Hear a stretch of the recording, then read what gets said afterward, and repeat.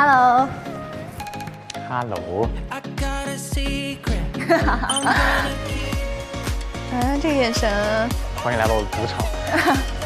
爽到了。爽到了。我们这样啊，我们下去之后有2个来回，好不好 ？OK 啊。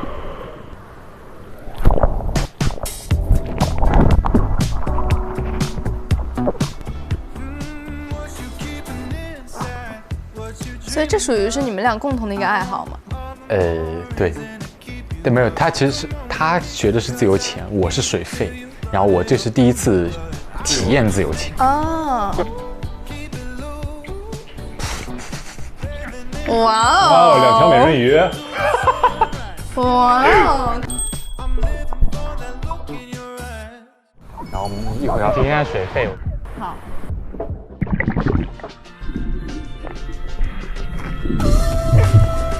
哇，这是什么呀？哎，这不是你运动会时候那个拍合影的动作吗？这是什么呀？哇，玩冲浪呢？好发呀！说多真的跟10万的牛劲，你知道？但真的还有力气。高能量。开心的事儿总会有能量。我在这里的时候，我已经也不看看跟谁做开心的事儿。好的。这个其实还挺刺激的。嗯，挺好玩的。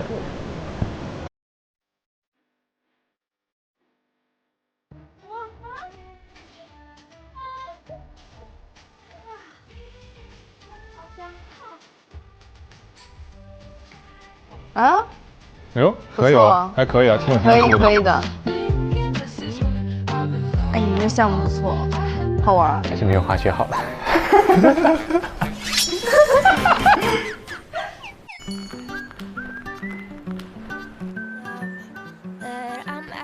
感觉你好像有股牛劲儿。哎，真的，你知道我朋友说我是犬类里面的梗类犬。梗类犬。然后他说梗类犬的特色就是每天都是有充满着活力。但多多确实很能调动气氛，是他的强项。很高能量。对，高能量。但其实我觉得高能量的人，他的能量补充也会需要的非常的多。对，所以他需要的也应该是多一些的，因为他肯定得保持那个能量守恒啊，你不可能永远一直高能。是这样子的。其实我是一个节奏很快的人，我也是很追求效率的人。然后我感觉最近的生活的话，就是强制性让我慢下来。哎，其实我很好奇，你之前有接触过像我这种类型的男生吗？你什么类型？你是哪种类型的男生？你说一下你是哪种类型的男生？我也不知道，我其实很难去给自己定几个标签是什么，因为当下其实他说他是一个节奏很快的人，你想说自己是慢热的人？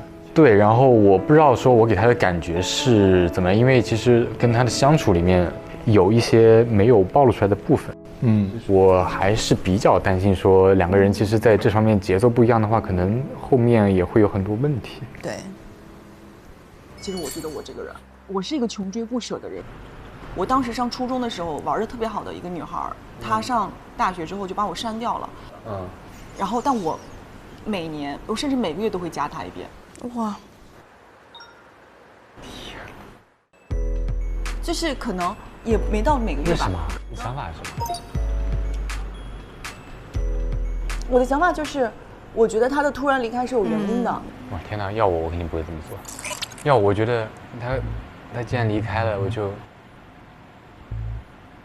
就接受他的离开。这个是他自己的决定啊，然后尊重他的决定，尊重并接受。那他就可以拒绝我。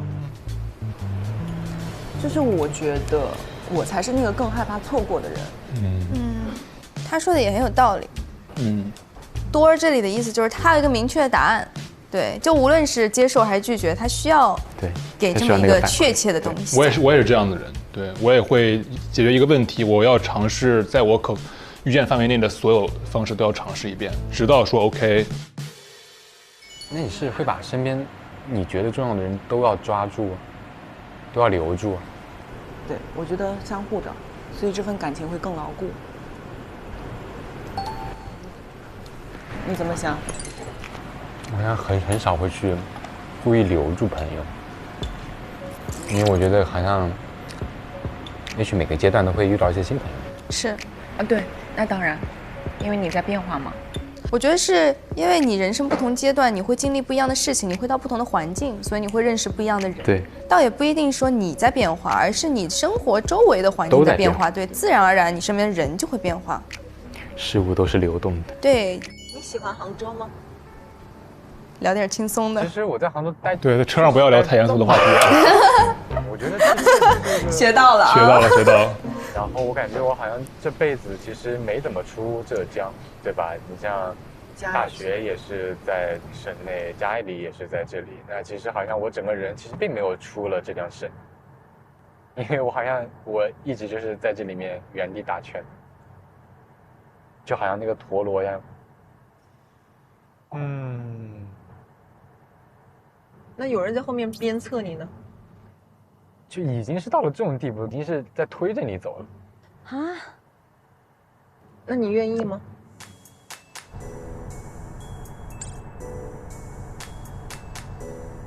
你以前有处于过这种决策当中吗？如果现在站在第三视角的话，我觉得是有的，我觉得是有的，而且我觉得每一任我都有，我都有。哎，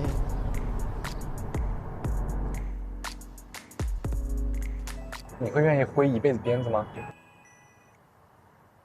我觉得可能我都不觉得我在挥鞭子，哎，就像我社交起来，大家会觉得都你没必要逗所有人的。哦，这也是他们俩有不一样的点。没有刻意的逗你们，因为我觉得我自己也很开心，我也希望我一直就是沉浸在这个状态里面的。我感觉你好像一直在做自我安慰。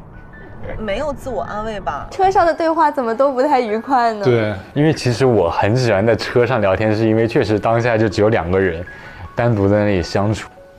但我觉得这是有必要的，没有2个人会说完全沟通当中都是对吧？很舒服的部分。只是变的速度确实没有到我的理想值。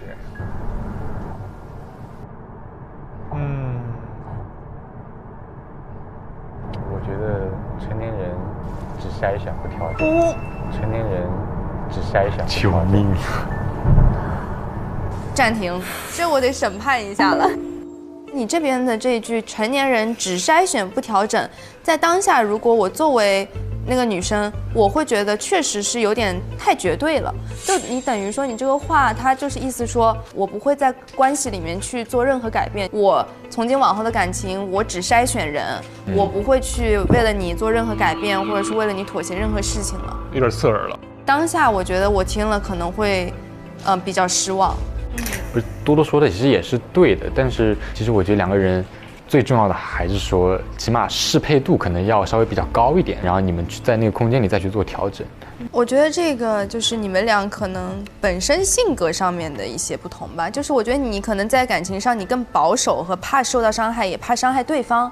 但多多他可能是那种我管他呢，我先爱了再说，就这种感觉。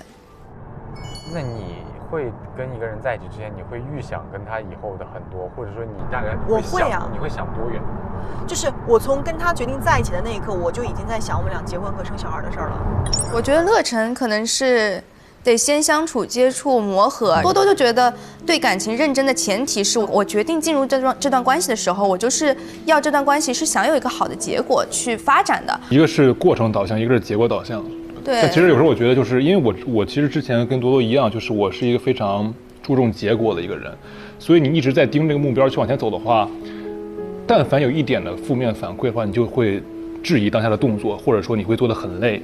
你可能也会伤害到对方的感受，是这样子。还是希望说先把那个所谓的滤镜可能先给它打破，然后2个人以真实的面目去面对。如果说你觉得 OK， 然后那我们再尝试着往下。我没有说要设定这个上限，而是我可能告诉你我的下限在这里。但当下你的表达方式可能会让别人有点难以接受，确实会有些问题，有点太那个直接和，就是让人可能会有一点不舒服的感觉，对。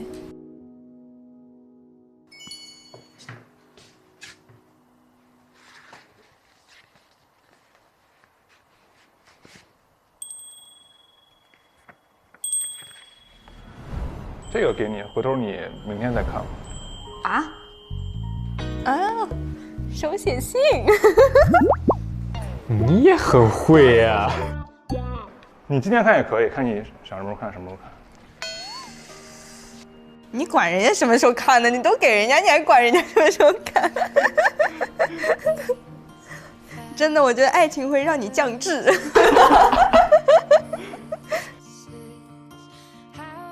军师不下战场。我觉得我写这封信的初衷，就是因为咱们刚刚看那段车上的一些沟通，就是我觉得我会要对自己的行为有一个解释，怕有误解。对，因为确实当下不是结束之后我就有这种感受了嘛，所以我想通过这个方式去解释一下。对，理解。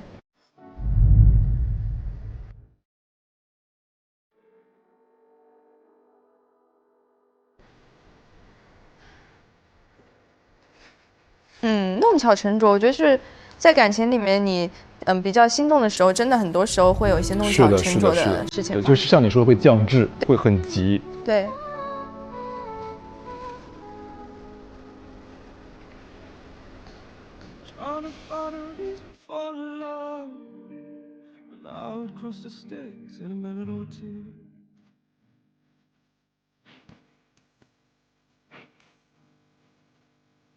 有点沉重，有点感慨。最后是一个比较思绪繁多的这么一个结束，留白。对，让大家给一个非常好的留白。我们来分享一下约会当晚的这种想法是什么样子的。你就从你这个开车上说吧。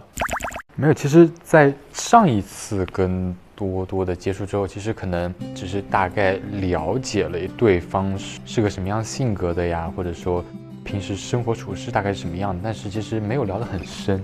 然后也就是因为这次两个人就是往下一个阶段聊了，然后发现确实有些观念上面两个人确实有挺多不一样的地方。但是我觉得在当时那个状况来看，其实两个人聊天的状态还是蛮舒服的。留白吧。其实我们每一个这个陪看呢，都有这么一个环节，就是这个心愿漂流瓶。具体解释下，就是上一次陪看的嘉宾会把他自己的一个问题或者任务留给我们，然后我们要抽取这个里面的一张，帮他实现或者回答他写的这个东西。所以呢，轮到我们来抽这个东西了。那就新来的是客，就兰兰先来吧。好的，那兰兰就抽蓝色吧。我的这张是抽到这张卡的朋友，下次跟我们一起去滑雪，2个月内执行，征召好。我要跟 CP 去滑雪了，对，恭喜你！我要去当电灯泡了。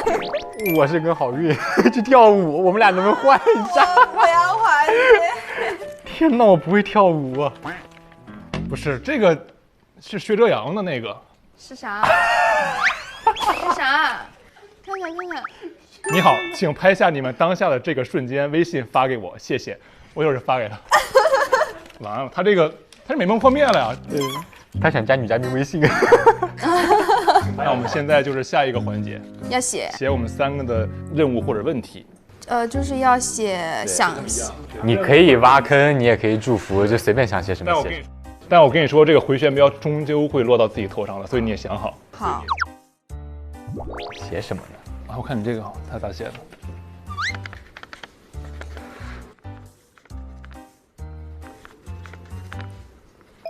抽到这张的人拉着坐在身边的人1或2个人做最丑的鬼脸自拍，发给我看。